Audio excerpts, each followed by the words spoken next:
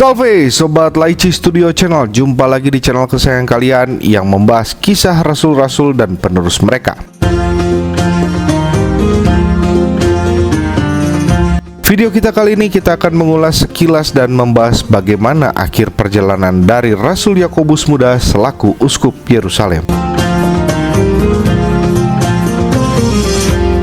Ada hal menarik di balik peristiwa kemartiran Rasul Yakobus, yaitu ia mendapatkan pembelaan dari orang-orang Yahudi non-Kristen pada waktu itu, termasuk dari kalangan Farisi nih guys.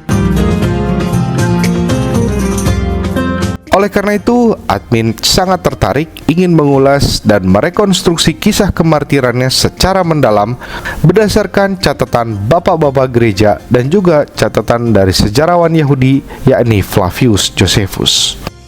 So, bagaimana nih kisah selengkapnya? Yuk capcus kuy! Sebelum admin mengulas kisah kemartirannya, terlebih dahulu admin ingin menyampaikan soal bagaimana kepribadian dari Rasul Yakobus ini yang menarik juga untuk disimak, dan oleh karena hal inilah yang menjadikan pribadi Rasul Yakobus sangat dicintai baik dari kalangan jemaat Kristen perdana dan juga kalangan Yahudi non-Kristiani. Rasul Yakobus merupakan sosok yang sangat dihormati baik oleh kalangan rasul-rasul dan juga jemaat perdana pada waktu itu, termasuk orang-orang Yahudi di Yerusalem yang menolak kemesiasan Yesus. Nah, jika kita melihat berdasarkan catatan Sinaksarion, di situ dikatakan bahwa Rasul Yakobus ini tidak hanya dihormati di kalangan jemaat perdana saja, melainkan juga oleh kalangan Yahudi sendiri. Rasul ini merupakan rasul yang memiliki keteguhan iman dan sangat memegang prinsip hukum Taurat Musa di dalam keseharian hidupnya. Ia bukan hanya sekedar mempelajari hukum Taurat, melainkan juga menjalankan hukum Taurat itu dengan sepenuh hatinya. Bahkan dalam buku Sinaksarion digambarkan bahwa Rasul Yakobus ini adalah orang yang bisa memasuki ruang kudus di dalam bait suci. Sebagaimana yang kita ketahui bersama bahwa ruang kudus hanya bisa dimasuki oleh para imam dari keturunan Harun. Namun orang-orang Nazaret juga diberikan keistimewaan secara iman. Rasul Yakobus seringkali didapati sedang bersujud memanjatkan doa permohonan untuk pengampunan bagi orang-orang, terutama bagi mereka yang ada di bawah hukum Taurat, sehingga lututnya menjadi kapalan seperti lutut onta. Jika kita melihat dari tulisan patristik seperti Santo Hieronymus, Bapak Eusebius Kaisarea yang mengutip catatan fragmen Hegesippus yang sama-sama menyebutkan bahwa Rasul Yakobus ini menjalani pola hidup asketisme atau nazir. Pola hidup asketis atau nazir tersebut adalah sebuah tindakan yang bermati raga yang disokong oleh rahmat untuk mengejar kesempurnaan secara spiritual dengan mengabdikan seluruh kehidupannya demi kerajaan Allah. Kalau kita pakai bahasa zaman sekarang biar lebih gampang, nah, hidup membiara dan menjadi pertapa, kira-kira begitu ya. Nah, pola hidup asketis ini juga dipraktekkan oleh Santo Yohanes Pembaptis. Pola hidup asketis atau disebut sebagai seorang nazir memiliki ciri-ciri seperti yang tercatat di dalam kitab Bilangan 6 ayat 1 sampai dengan 21 dalam perikop hukum mengenai kenaziran. Silahkan dibaca dulu ya guys. Nah, silahkan pause dulu video ini. Mimin kasih kesempatan teman-teman untuk membacanya.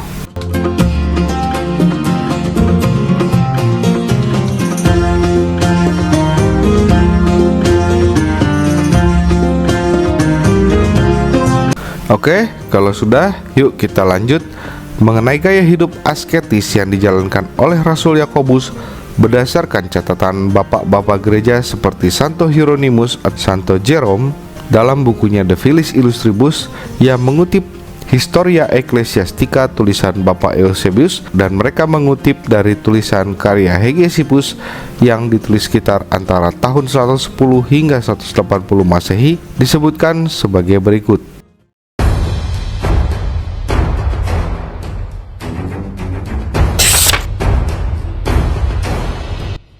Yakobus, saudara Tuhan, menggantikan pemerintahan gereja bersama para rasul. Dia telah disebut sebagai yang adil oleh semua orang sejak zaman juru selamat kita hingga saat ini. Karena ada banyak yang mempunyai nama Yakobus. Ia suci sejak dari kandungan ibunya, dan dia tidak meminum anggur ataupun meminum minuman keras lainnya yang memabukkan. Dan dia tidak memakan daging. Pisau cukur tidak pernah menyentuh kepalanya.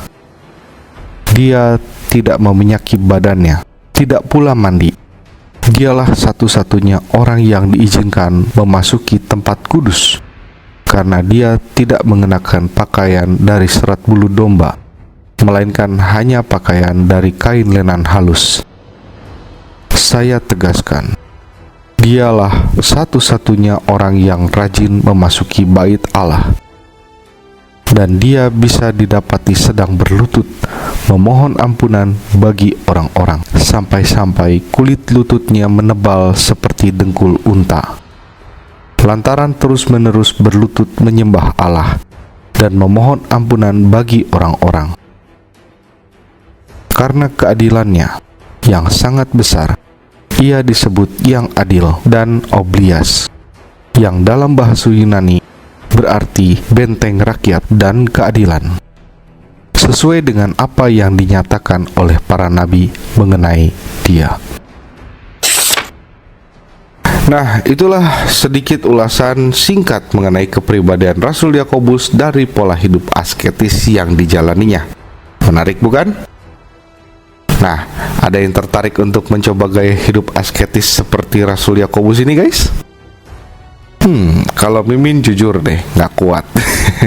Oke, kita mulai bagaimana kisah kemartiran Rasul Yakobus, uskup Yerusalem ini ya guys, yang Mimin ambil dari catatan sejarawan Yahudi yang bernama Flavius Josephus dalam bukunya yang berjudul The Jewish Antiquities pada buku ke-20 chapter yang ke-9. Kisah ini menjadi pengantar dari penyebab kemartiran Rasul Yakobus yang ulasannya adalah sebagai berikut. Dan sekarang Kaisar Romawi setelah mendengar kematian Festus, gubernur wilayah Yudea, kemudian Kaisar mengirim Albinus ke Yudea sebagai prokurator atau gubernur.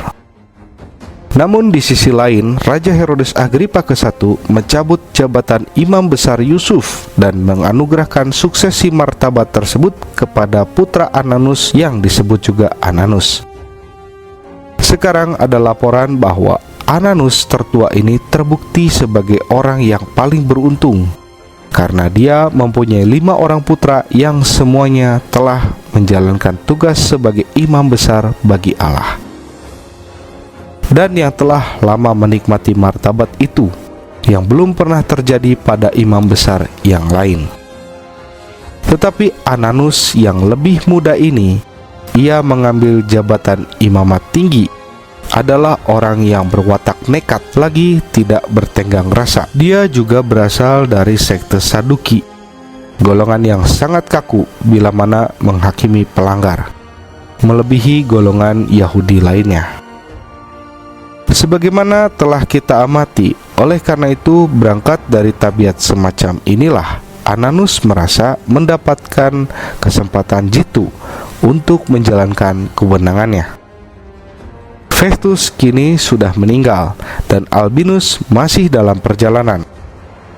Maka dia mengumpulkan para hakim Sanhedrin dan membawa ke hadapan mereka saudara laki-laki Yesus yang disebut Kristus, yang bernama Yakobus, dan beberapa orang lainnya. Maksudnya adalah beberapa kawanannya. Dan ketika dia melontarkan tuduhan terhadap mereka sebagai pelanggar hukum, dia menyerahkan mereka, yakni Yakobus dan kawanannya, untuk dilempari batu. Tetapi masyarakat yang menyaksikan hal tersebut merasa tindakan itu jauh dari rasa keadilan. Nampak bagi mereka tidak menyukai apa yang dilakukannya. Lalu warga tersebut mengadu kepada Raja Agripa agar Ananus tidak mengulangi perbuatannya, karena apa yang dilakukan Ananus tidak dapat dibenarkan. Bahkan ada di antara masyarakat yang pergi menemui Gubernur Albinus ketika mereka sedang dalam perjalanannya dari Alexandria dan memberitahukan kepadanya bahwa tidak sah bagi Ananus untuk mengumpulkan Sanhedrin tanpa persetujuannya, yaitu persetujuan sang gubernur. Kemudian Albinus memenuhi permintaan mereka dan menulis surat dengan nada kemarahan kepada Ananus, lalu mengancam bahwa dia akan menghukumnya atas perbuatannya itu. Kemudian Raja Agripa mengambil jabatan imam besar darinya ketika ia baru memerintah selama 3 bulan dan mengangkat Yesus putra Damnius menjadi imam besar. Nah, itulah catatan seorang sejarawan Yahudi yang bernama Flavius Josephus dalam bukunya The Jewish Antiquities yang ditulis sekitar antara tahun 93 sampai 94-an Masehi, yang artinya masih dekat dengan peristiwa. Yuk kita review singkat dulu ya guys. Konteks dari tulisan Josephus ini adalah pada periode waktu sesudah kematian Percurius Festus dan lawatannya ke Alexandria yang dilakukan Lucius Albinus, prokurator Yudea dari tahun 62 sampai 64 Masehi. Karena kegiatan lawatan tersebut selambat-lambatnya dituntaskan pada musim panas tahun 62 Masehi. Sampai taraf tertentu dapat dipastikan bahwa Yakobus wafat sekitar tahun 62 Masehi. Jika kita bandingkan dengan catatan sejarah secara umum, maka Percurius Festus adalah seorang prokurator atau gubernur kekaisaran Romawi untuk provinsi Yudea yang menjabat pada tahun 59 sampai 62 Masehi, menggantikan Antonius Felix. Nah, kemudian karena gubernur Festus ini wafat, maka tugasnya digantikan oleh Lucius Albinus yang menjabat selama 2 tahun dari tahun 62 sampai dengan 64 Masehi. Di setting waktu yang terjadi tersebut ternyata akurat ya guys ya, di zaman peralihan di mana antara gubernur Festus menjadi gubernur Albinus. Jadi teman-teman silahkan cek sendiri kisah sejarahnya, dan ini terdapat di dalam The Jewish Antiquities tulisan dari Bapak Flavius Josephus. Nah, di sini saya akan mengisahkan intrik politik yang terjadi di tengah masyarakat Yerusalem, di mana berdasarkan catatan Flavius Josephus terjadi pergolakan pasca kematian gubernur yang lama yaitu Festus ke pihak Albinus sebagai penggantinya atas titah Kaisar Romawi. Dan di saat yang sama, Raja Herodes Agripa ke-1 mengganti jabatan imam besar dari Yusuf ke tangan Ananus bin Ananus. Rupa-rupanya imam besar Ananus ini kurang disukai oleh kalangan masyarakat Yahudi pada waktu itu, dikarenakan perilakunya yang korup, sewenang-wenang dalam menjabat sebagai imam besar. Terbukti di sini, Imam Ananus menangkap Rasul Yakobus, saudara Yesus yang disebut Kristus. Nah, mengapa Josephus menulis secara demikian? Ternyata di zaman itu seorang yang bernama Yesus tidak secara eksklusif hanya mengacu kepada satu orang saja. Maka Flavius Josephus menyematkan kata Kristus sebagai penanda yang membedakan antara Yesus Kristus dengan Yesus bin Damnius ini, yang menjabat sebagai imam besar pengganti Ananus nantinya. Dalam tulisan Josephus juga menjelaskan soal Ananus yang menjabat sebagai imam besar yang tidak disenangi oleh orang-orang lokal Yerusalem pada saat itu. Ananus memberikan tuduhan kepada Yakobus dengan dakwaan telah melanggar hukum. Nah, menjadi pertanyaan bukan, mengapa Flavius Josephus yang notabene sejarawan Yahudi bukan Kristen itu, termasuk orang Yahudi lain yang bukan Kristen, justru membela dan sangat respek kepada figur Yakobus saudara Yesus Kristus? Padahal seperti yang kita ketahui, biasanya seorang pengikut Kristus seperti Yakobus ini justru akan mendapatkan kebencian atau bahkan mungkin dianiaya dan juga bahkan dijauhi. Orang Yahudi pada waktu itu beranggapan bahwa ajaran Kristen ini adalah ajaran sesat menurut mereka. Unik bukan? Kok Yakobus malah dibela sih? Ini dia jawabannya sobat. Karena sesungguhnya Rasul Yakobus ini tidak hanya sekedar menyampaikan mengenai ortodoksi ajaran yang benar mengenai ajaran Yesus Kristus, melainkan juga ia menyatakan dalam ortopraksinya, yakni praktik hidup atau perihidup yang mencerminkan sebuah keteladanan. Maka Yakobus ini dijuluki sebagai Yaakov Hasedek atau Yakobus si adil atau Yakobus si benar. Nah, gelar seperti ini disematkan oleh orang-orang Yahudi yang notabene non-Kristen semuanya. Wah, menarik bukan? Mengapa Sanhedrin ini justru malah menyasar Rasul Yakobus? Apa motif sebenarnya pihak Sanhedrin ini? Yang menarik di sini, banyak dari kalangan Yahudi yang merasakan keadilan Yakobus yang sangat memperhatikan kaum-kaum miskin. Karena dalam praktik keagamaan Yahudi di Bait Suci yang dikuasai oleh kalangan Saduki sebagai kelompok aristokrat dibandingkan kelompok Farisi, disinilah peran Yakobus tampil membela imam-imam miskin seperti kelompok Farisi ini, di mana kelompok Farisi juga menjadi sasaran eksploitasi imam-imam besar Saduki ini. Ya, istilahnya mas toran ya. Jadi Imam Saduki ini gak cuma sekedar mengutin persepuluhan dari kalangan umat, namun juga dari kalangan imam seperti Farisi. Nah, di masa Yakobus inilah sedang dalam keadaan masa krisis dan banyak sekali orang miskin yang semakin sulit karena mereka secara kenegaraan dijajah oleh Kekaisaran Romawi. Di samping itu pula mendapatkan tekanan ekonomi melalui praktik peribadatan mereka. Itulah sebabnya Rasul Paulus mengumpulkan donasi-donasi dari berbagai wilayah pewartaannya untuk membantu jemaat di Yerusalem yang dilayani oleh Yakobus. Nah, karena hal inilah banyak sejumlah kalangan Farisi akhirnya menyerahkan diri untuk dibaptis dan menjadi percaya. Apa buktinya? Bisa kita lihat di dalam Kisah Para Rasul 6 ayat 7 dan Kisah Para Rasul 15 ayat yang kelima. Nah, kita lihat bahwa Yakobus menunjukkan kasih Yesus bukan sekedar pewartaan secara verbal semata-mata, namun juga tindakan nyata dengan melayani orang-orang kelaparan, melayani mereka yang menjadi korban eksploitasi dari imam-imam Sanhedrin yang korup. Jadi, bisa kita lihat di sini bahwa buah karya pewartaan Rasul Yakobus ini menunjukkan hasil yang baik dengan pendekatan menyentuh hati mereka baik dari aspek keseharian, tradisi, dan problem sosial yang dihadapi, yakni khususnya problem kemiskinan, juga pembelaan kepada orang-orang yang tertindas. Hal inilah yang membuat Ananus, putra Ananus ini merasa terancam dengan keberadaan Yakobus ini, yang mana Yakobus ini merupakan pemimpin jemaat untuk yurisdiksi di seluruh Yerusalem. Bisa dibilang bahwa Yakobus ini adalah representasi seluruh orang Yahudi, khususnya sekte Nasrani, orang Yahudi yang percaya kepada Yesus Kristus sebagai Tuhan dan Juru Selamat.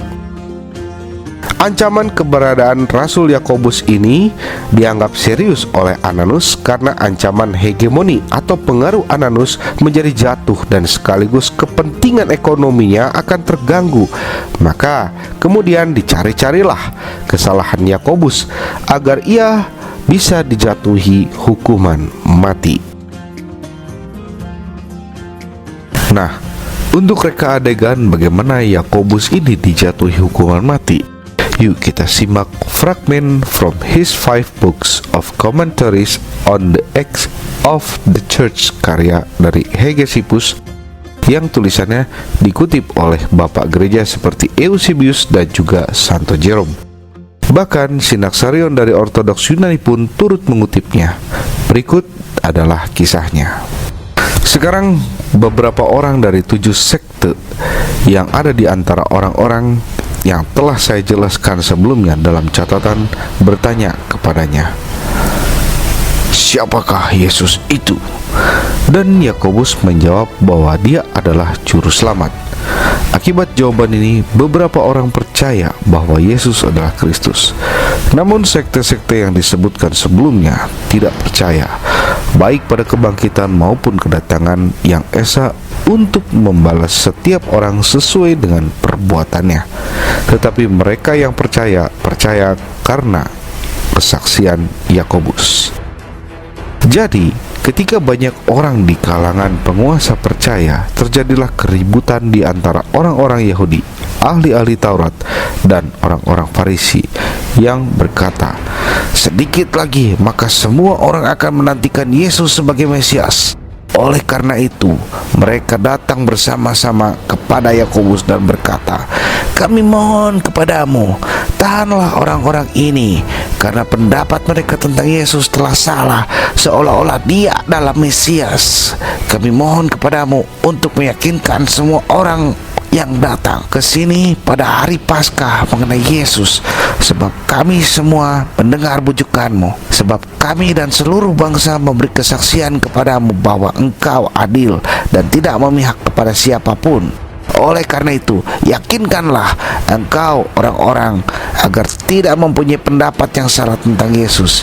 Karena seluruh orang dan kami juga mendengarkan bujukanmu, maka ambillah pendirianmu di puncak bait suci, supaya dari tempat tinggi itu engkau dapat terlihat dengan jelas, dan kata-katamu mungkin terdengar jelas oleh semua orang. Sebab untuk merayakan Paskah semua suku telah berkumpul di sini, dan beberapa orang bukan Yahudi juga." Ahli-ahli Taurat dan orang-orang Farisi tersebut kemudian menempatkan Yakobus di puncak bait suci dan berseru dengan suara keras kepadanya serta berkata, "Wahai orang yang adil, kepadanya kita semua harus menatinya, karena umat manusia berada dalam kesalahan dan mengikuti Yesus yang disalibkan. Beritahu kami, siapakah Yesus yang disalib itu?" Dan Yakobus menjawab dengan suara nyaring, "Mengapa kamu bertanya kepadaku tentang Yesus anak manusia? Dia sendiri yang duduk di surga di sebelah kanan yang maha kuasa, dan akan datang di atas awan-awan di surga." Dan ketika banyak orang yang benar-benar yakin dengan kata-kata ini dan memuji kesaksian Yakobus serta berkata, "Hosana, Hosana bagi anak Daud, Hosana, Hosana bagi anak Daud," maka lagi-lagi orang Farisi dan ahli-ahli Taurat tersebut berkata satu sama lain, "Kami belum berbuat baik dalam memperoleh kesaksian tentang Yesus ini, tetapi marilah kita naik dan melemparkan dia ke bawah, agar mereka takut dan tidak percaya kepadanya." Dan mereka berseru dengan keras lalu berkata, Oh, orang adil itu sendirilah yang bersalah." Demikianlah mereka menggenapi kitab suci yang tertulis dalam kitab Yesaya, "Marilah kita pergi bersama orang benar itu, karena ia menyusahkan kita, sebab itu mereka akan memakan hasil perbuatannya." Maka mereka naik dan melemparkan orang adil itu ke bawah, lalu berkata satu sama lain, "Mari kita melempari Yakobus yang adil dengan batu." Dan mereka mulai melempari dia dengan batu, karena dia tidak terbunuh karena terjatuh, tetapi dia berbalik dan berlutut serta berkata, "Aku mohon kepadamu, Tuhan Allah Bapa kami, ampunilah mereka, karena mereka tidak tahu apa yang mereka lakukan." Dan ketika mereka melempari dia dengan batu sampai mati, salah seorang imam, anak Rehab dan Rekhabim, yang kepadanya Nabi Yeremia memberikan kesaksian, mulai berseru dengan suara keras, katanya, "Berhenti! Apa yang kalian lakukan? Orang yang adil berdoa untuk kita." Namun salah seorang dari antara mereka, salah satu di antaranya penganiaya, mengambil pentungan dan melemparkannya ke kepala orang adil itu. Maka dia menderita kemartiran, dan mereka mengubur di tempat itu, dan pilar yang didirikan untuk mengenangnya masih tetap ada di dekat bait suci. Pria ini adalah saksi sejati bagi orang Yahudi dan Yunani bahwa Yesus adalah Kristus. Dan tak lama setelah Vespasianus mengepung Yudea, menawan mereka. Berdasarkan catatan fragmen Hegesipus ini, sobat, kita bisa mengetahui bahwasannya Rasul Yakobus ini memang bukan kaleng-kaleng ya bro and sis. Dari tulisan Flavius dan Hegesipus ini, kita dapat melihat dengan jelas bahwasannya Rasul Yakobus begitu dicintai karena sikap dan perbuatan nyata dirinya. Sampai-sampai yang melaporkan tindakan kesewenang-wenangan dari Ananus putra Ananus ke gubernur Romawi di Yudea yang bernama Albinus ini ternyata adalah orang-orang Yahudi sendiri, karena melihat ketidakadilan yang dilakukan oleh si Imam Ananus yang bermazhab Saduki itu. Berkaitan dengan menjatuhkan hukuman mati, itu perlu adanya persetujuan dari pihak prokurator atau gubernur Romawi pada saat itu. Ingat peristiwa penyaliban Yesus Kristus? Kira-kira itulah gambaran mengenai prosedur menjatuhkan hukuman mati. Mengapa? Karena bangsa Israel pada waktu itu berada di wilayah jajahan Kekaisaran Roma. Bahkan tidak berhenti sampai di situ, si Imam Ananus ini akhirnya dipecat dari jabatannya sebagai imam besar oleh Raja Herodes Agripa ke-1 dan digantikan oleh Yesus bin Damnius. Si Ananus masih tetap berusaha menyogok atau menyuap prokurator gubernur Albinus supaya tetap bisa menarik persepuluhan kepada para imam. Maksudnya adalah kalangan Farisi ya guys. Sebagaimana kita ketahui bersama, antara Farisi dan Saduki, mereka itu saling berival satu sama lain, dan kalangan umat awamnya yang mana mereka hampir mati karena kelaparan. Ini tercatat dalam Jewish Antiquities buku ke-20 chapter ke-9 ayat yang kedua. Oke, itulah kisah mengenai kemartiran dari Rasul Yakobus, uskup Yerusalem, yang sangat epik dan tentunya menarik banget untuk kita simak ya. So, kita langsung aja, teladan apa yang bisa kita tangkap dari Rasul yang satu ini. Teladan Rasul Yakobus. Dari kisah Rasul Yakobus kita bisa belajar bahwa ia memberi teladan yang konkret dan penting untuk kita laksanakan dalam kehidupan Kristiani. Iman seharusnya ditunjukkan dalam wujud keseharian hidup kita, terutama dalam hal kasih kepada sesama, teristimewa kaum miskin. Rasul Yakobus yang mengikuti Kristus ini menunjukkan buah ajaran kasih Kristus yang sangat terasa di kalangan Yahudi non-Kristiani. Mereka yang begitu kagum dengan sosok Rasul Yakobus, uskup Yerusalem ini, sehingga ia begitu dicintai meskipun kalangan Yahudi pada waktu itu sangat membenci ajaran kekristenan. Jika kita relate ke zaman sekarang, banyak sekali contoh-contoh yang justru berkebalikan dengan teladan yang diberikan Rasul Yakobus ini guys. Malah sangat mendekati ke Imam Ananus. Misalnya ada satu praktik lingkup kerohanian yang berpusat bukan kepada pelayanan yang tulus, melainkan malah meraup pundi-pundi uang dengan tindakan pemerasan atas nama ritual keagamaan. Bahkan tidak berhenti sampai di situ, dewasa ini banyak sekali orang yang mengatasnamakan hal-hal kerohanian untuk mendongkrak suatu popularitas tertentu. Sangat miris sekali guys.